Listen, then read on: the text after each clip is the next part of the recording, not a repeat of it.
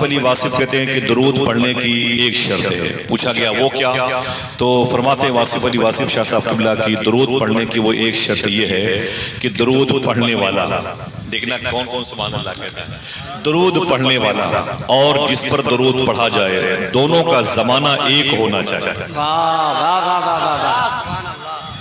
دونوں کا زمانہ ایک ہو. ہم نے آپ کو سلام کیا، کیوں بھائی آپ گھر میں تھے تب سلام کیا؟ نہیں، آپ یہاں پر بیٹھے تھے، مجھے آپ دکھائی دی، آپ کے سر پہ ٹوپی ہے، پروف ہے کہ آپ بیٹھے ہوئے، تب میں نے سلام کیا. پیڑ پودوں سے سلام نہیں ہوتا، سمجھ رہے ہیں؟ گھوڑے گاڑی سے لوگ سلام نہیں کرتے، آپ تھے تو میں نے سلام کیا. ایسے ہی درود کا معاملہ ہے. درود جب پڑھا جائے گا تو اس وقت صاحب درود کا ہونا ضروری ہے. درود حضور کی موجودگی میں پڑھا جائے. درود پڑھنے کی ایک شرط ہے کہ درود پڑھنے والا اور جس پر درود پڑھا جائے اس نبی کا زمانہ ایک ہونا چاہیے، تب پڑھنا چاہیے. تو اس نے کہا بابا اس کا مطلب ہے کہ ہم درود نہ پڑھیں. کہا کیوں؟ کہا ہم تو حضور کے زمانے میں نہیں تھے. حضور 1400 سال پہلے مکہ شریف میں آئے، مدینہ پاک میں انتقال کیے، اور ہم غیر منقسم ہندوستان میں 1400 سال کے بعد پیدا ہوئے ہیں. ہم درود نہ پڑھیں؟ تو پروفیسر واصف علی واصف نے فرمایا نا نا نا نا نا، سن، یہ سچ ہے کہ تو حضور کے زمانے میں نہیں تھا، لیکن یہ بھی حقیقت ہے کہ حضور تو تیرے زمانے میں ہے.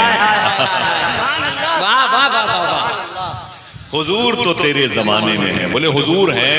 بولے ہیں. ثبوت کیا ہے؟ حضور ہیں تو ثبوت کیا ہے؟ بولے سن، بہت صحیح ٹائم، رائٹ ٹائم، روزانہ صحیح ٹائم سے سورج نکلتا ہے اور ڈوبتا ہے، صحیح ٹائم سے چاند نکلتا ہے، چمک کر کے ڈوبتا ہے، بغیر پلر کے اللہ نے آسمان کو روک رکھا ہے. اس کا مطلب کوئی ہے جس کی وجہ سے روک رکھا ہے، کوئی ہے جس کی وجہ سے سورج ٹائم سے نکلتا ہے، کوئی ہے جس کی وجہ سے چاند وقت پر نکلتا ہے، چمکتا ہے، ڈوبتا ہے، کوئی ہے جس کی وجہ سے اللہ نے زمین کا بیلنس قائم کر رکھا ہے. حضور ہی کائنات کی جان ہے. اسی لیے بقول فاضل بریلوی جان ہے تو جہان ہے، ورنہ ہٹ جائیں گر رسول خدا درمیان سے، لاکھوں بلائیں ٹوٹ پڑے آسمان سے. حضور کی وجہ سے آپ کے چہرے سلامت ہیں، حضور کی وجہ سے ماؤں کی عصمتیں سلامت ہیں، حضور کی وجہ سے یہ بچوں کا بھرم باقی ہے، حضور کی وجہ سے ہمارے گھر میں قرآن کے پارے چمکتے. حضور نہ ہو تو ہم ہو کر کے بھی نہ رہیں، ہم ہے سے تھے ہو جائیں. حضور ہیں تو اس لیے ہم بھی. سمجھ رہے ہیں؟ حضور سیدی شاہ صوفی سلطان میاں شاہ صاحب قبلہ سے پوچھا گیا، کوئی زور سے بولے نہیں، جب میں کہوں گا تو آپ بولیے گا انشاءاللہ، ٹھیک ہے؟ پوچھا گیا صوفی سلطان میاں شاہ صاحب قبلہ سے کہ درود پڑھنے کا طریقہ کیا ہے. سوال سمجھ گئے؟ ہاں تو آگے بتائیں کیا میں نے کہا. پڑھنے کا طریقہ کیا ہے؟ بولے درود پڑھنے کا، ہاں تو اٹھا کے بولو درود پڑھنے کا طریقہ کیا ہے. مجلس میں آنے کا طریقہ کیا ہے آپ کو پتا ہے، مسجد میں جانے کا طریقہ کیا ہے آپ کو پتا ہے، کھیت جانے کا طریقہ کیا ہے آپ کو پتا، اسلوب معلوم ہے آپ کو. ایسے ہی صوفی سلطان میاں شاہ صاحب قبلہ سے پوچھا گیا درود پڑھنے کا طریقہ کیا ہے. آپ کہتے ہیں کہ وہی طریقہ ہے جو نماز پڑھنے کا ہے، وہی طریقہ ہے جو نماز پڑھنے کا ہے. پوچھا گیا کہ نماز پڑھنے کا طریقہ کیا ہے. کہتے ہیں حضور صلی اللہ علیہ وسلم نے ارشاد فرمایا ایسے نماز پڑھو یا تم خدا کو دیکھ رہے ہو یا خدا تمہیں دیکھ رہا ہے. پھر کہتے ہیں ایسے ہی درود پڑھنا چاہیے یا تم نبی کو دیکھ رہے ہو یا نبی تمہیں دیکھ رہا ہے. یہ حضوری کا طریقہ ہے. یہ نہیں کہ ٹی وی کی اسکرین پر نظریں جمی ہوئی ہیں درود پڑھے جا رہے ہو، موبائل میں گیمز کھیل رہے ہیں درود پڑھے جا رہے ہیں. نہیں، درود حاضر باش ہو کے پڑھا جاتا ہے.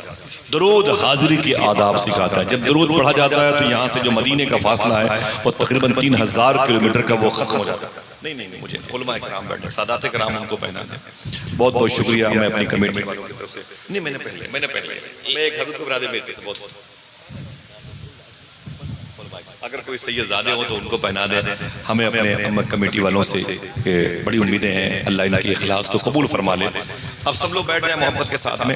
اگر ان کی محبت ہے، ان کی کوشش اتنی، حضور مجاہد ملت منا فرماتے تھے کچھ دیر تک پہنا. ٹھیک ہے بھائی، بیٹھ سب لوگ بیٹھ جائیں. اور میرے بھائی محترم ضیاء یزدانی صاحب بہت بڑے شاعر ہیں، اور علامہ مصور رضا مصباحی صاحب قبلہ بڑے عظیم ڈاکٹر ہیں، پروفیسر ہیں. ان کی تقریر سنیے گا انشاءاللہ. سنیں آپ محبت اور احترام کے ساتھ. آپ سے پوچھتا ہوں یہ جو کمیٹی والے نا غلامان حسین کمیٹی، ان لوگوں نے اتنے پیسے خرچ کیے، کیا ضرورت ہے علامہ مصور مصباحی صاحب قبلہ کو بہار سے کٹیہار سے بلانے کی؟ بھائی محترم ضیاء یزدانی صاحب تو رہتے ہیں بارہ شریف میں، لیکن وہ بھی صبح بہار سے اپنی کار سے آ رہے ہیں. ہمیں کیا ضرورت تھی کتوں کے طریقے سے سفر کروانے کی؟ او بھائی پیسے تھے تو اسے بچا کے رکھتے. وہ پیسے آپ کے کام آتے ہیں، آپ کے بچوں کی اسکول کھلنے کا ٹائم ہے، آپ کی بیوی بچیوں کی فرمائشیں ہوتی ہیں، اسکول میں بستے ہیں، شوز ہیں، موزے ہیں، پینسلز ہیں، قلم ہے، کاپی ہے، ڈریسز ہیں، ساری چیزیں آپ کے سامنے بچوں کے اخراجات کا دروازہ کھول کر ہیں. تو آپ نے جلسہ کیوں کیا بھائی؟ اگر کوئی کل آپ سے چائے خانے پر پوچھے گا کہ آپ کو جلسہ کرنے کی ضرورت کیا ہے، کیوں پیسے برباد کیے، تو کیا جواب دو گے؟ ہے کوئی جواب؟ بیٹا کہاں جا رہے ہو؟ کوئی کام ہے؟ ہاں جاؤ، تھوڑا سا سنو، تمہارے لیے میں آیا ہوں. بیٹھ جاؤ بھیا. ماشاءاللہ کمیٹی کے لوگ.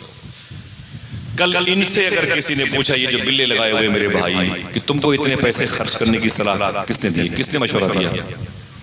پیسے آپ بٹورتے ہیں اور پھر باہر کے شاعر خطیب کو، مائک والے کو، ڈیکوریشن والے کو دیتے ہیں. یہ کیا مطلب ہے؟ اس سے کیا ملتا ہے آپ کو؟ تو اگر کہو اجازت دو تو میں بتاتا ہوں کہ اس کا جواب کیا ہوگا. اسے یاد کیجئے گا انشاءاللہ. ٹھیک ہے، یاد کیجئے. میں تقریر سناتا نہیں، میں تقریر یاد کراتا ہوں. سنیں آپ.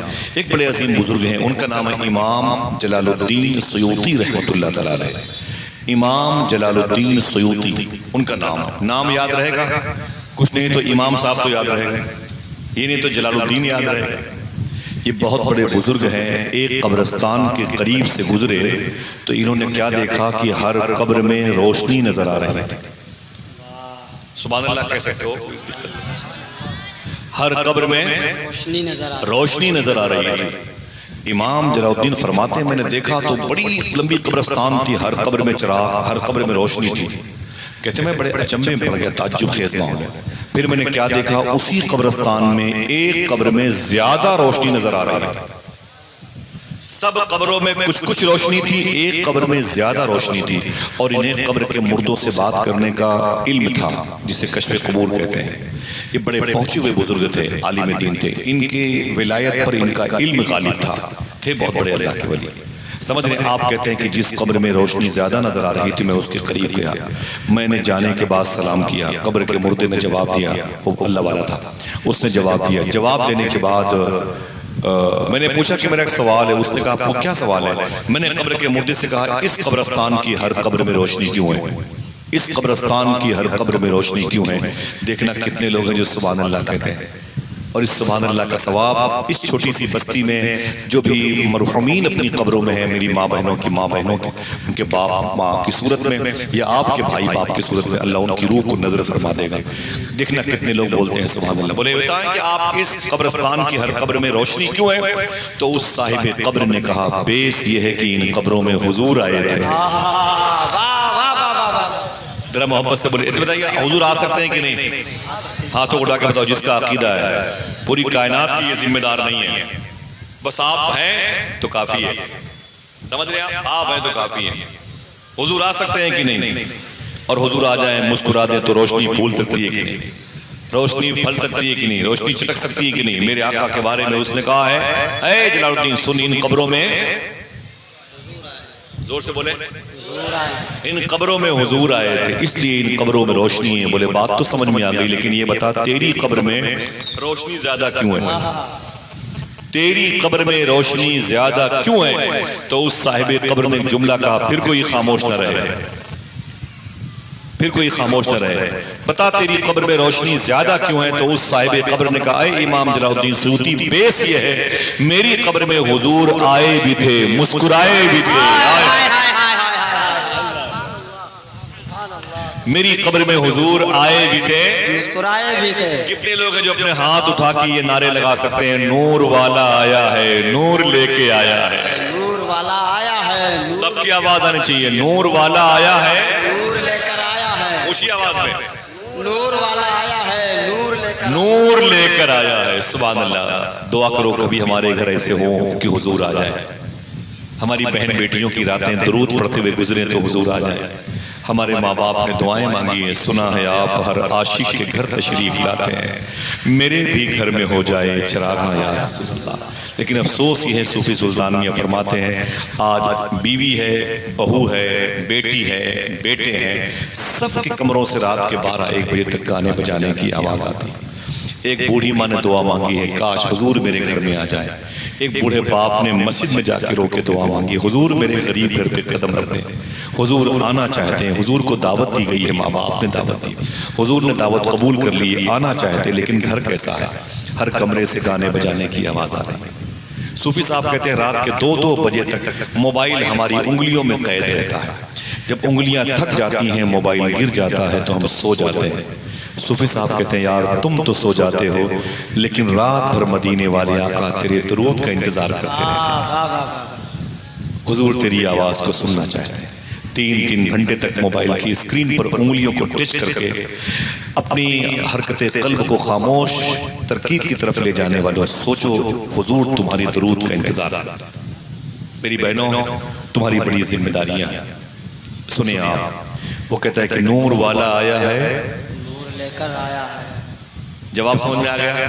پھر امام جلال الدین سیوطی نے پوچھا اچھا یہ بتا کہ تیری قبر میں حضور مسکرائے کیوں تھے؟ سوال ہے کہ نہیں؟ بولو بھائی، تیری قبر میں حضور مسکرائے کیوں تھے؟ تیری قبر میں حضور مسکرائے کیوں تھے؟ تو وہ کہتا ہے جو اب میرے بھائیوں کا کل چائے خانے پر جواب ہوگا، وہ بہنیں جو 10 روپے دوپٹے میں باندھ کر کے ٹہلتی ہیں اپنے بچوں کو دینے کے لیے، یہ چندے والے پہنچ جاتے ہیں، بہن جلسہ ہونے والا ہے، اس پیسے کو نکال کے اسے چوم کر کے حضور کے نام کی جھولی میں ڈال دیتے ہیں۔ وہ بچے جو اسکول میں خرچ کرنے کے لیے پیسے لیتے ہیں اسے سنبھال کر کے رکھتے ہیں اور پھر آتے ہیں کمیٹی والوں کے ہاں، یہ 20 روپے میری طرف سے لے لیجیے۔ سبحان اللہ، یہ اسی تربیت کا اثر ہے، سبحان اللہ۔ تو وہ کہتا ہے کہ میری قبر میں حضور آئے تھے، مسکرائے کیوں تھے؟ اس کا بیس، اس کا ریجن، اس کا سبب یہ ہے، میری چھوٹی سی گمتی میں ایک دکان تھی، گمتی سمجھ رہے ہیں؟ چھوٹی سی دکان تھی، چھوٹی سی۔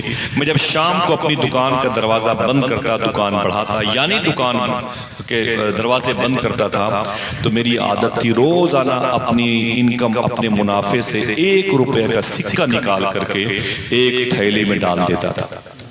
مہینے میں 30 روپے ہو جاتے تھے، 2 مہینے میں 60 ہو جاتے تھے، 3 مہینے میں 90 ہو جاتے تھے، ایسے 6 مہینے میں تقریباً 180 روپے ہو جاتے تھے، 1 سال میں وہ تھیلی بھر جاتی تھی۔ جب 1 سال میں وہ تھیلی بھر جاتی اور ربیع الاول شریف کا مہینہ آتا، دیکھنا کتنے لوگ سبحان اللہ کہتے ہیں، وہ کہتے ہیں اے امام جلال الدین 1 سال میں جب وہ تھیلی بھر جاتی تھی تو میں جب ربیع الاول شریف کا مہینہ آتا تو اسی پیسے کو نکال کر حضور کی میلاد پہ خرچ کیا کرتا تھا۔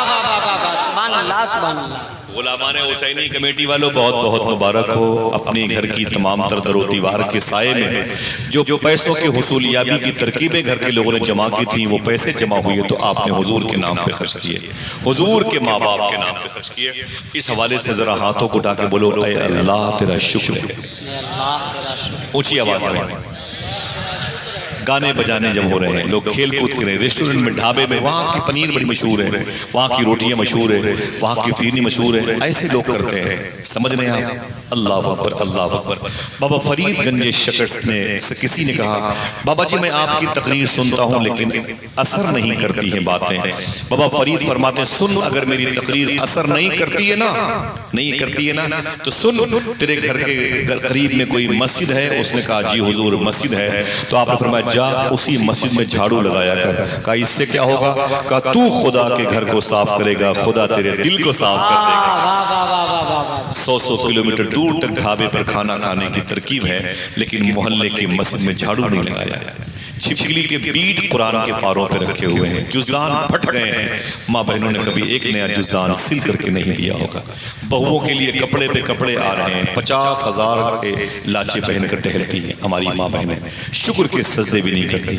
ان کو چاہیے کم سے کم 3 میٹر کپڑا لے کر کے مسجد کے جزدان کے نئے، مسجد کے قرآن کو نیا لباس دے دیں، اس جزدان کو یا کسی قبرستان میں ڈال دیں یا اسے دریا برد کر دیں، اور ہمیں ٹائم ملے تو اپنے بچوں کو لے کے کبھی مسجد میں چلے جائیں، اللہ کے گھر میں جھاڑو لگائیں، اللہ دلوں کو صاف کر دے گا انشاءاللہ کہتے ہیں۔ ٹھیک ہے سنیں آپ، اللہ نے قرآن میں ارشاد فرمایا فَصَلِّ لِرَبِّكَ وَانْحَرْ، فَصَلِّ لِرَبِّكَ وَانْحَرْ۔ مجھے بہت سکون لگ رہا ہے، بہت اچھا لگ رہا ہے، جو جہاں پر بیٹھا ہے وہیں پر بیٹھا رہے۔